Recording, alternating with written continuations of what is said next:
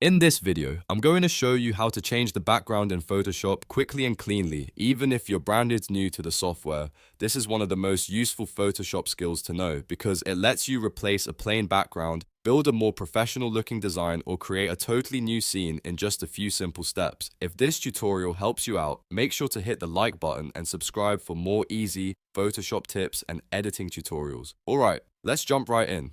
First, open Photoshop and make sure your project is already set up with your subject isolated on its own layer. If your subject is separated properly, this process will be much easier. Now go to the top menu bar and click File. Then choose Place Embedded. This is the option that lets you bring in a new image as a background layer without manually copying and pasting it.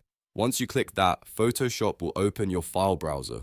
From here, find the background image you want to use on your computer. It could be a studio backdrop, an outdoor scene, a gradient, or any other image you want to place behind your subject. Select the file and click Place.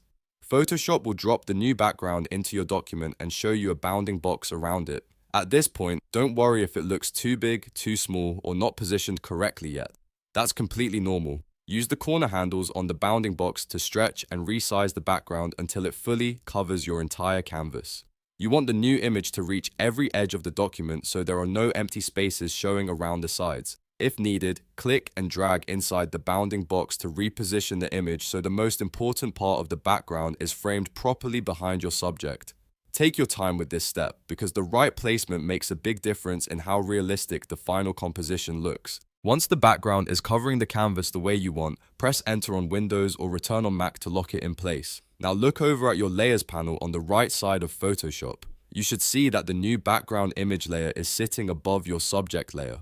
If that happens, your background will actually cover the subject, which is the opposite of what we want. The fix is easy. Just click and drag the new background layer downward until it sits directly beneath your isolated subject layer. As soon as you place it below the subject, Photoshop will automatically bring your subject back to the front. This instantly creates the effect of your subject being placed over the new background, and the whole composition starts to look seamless.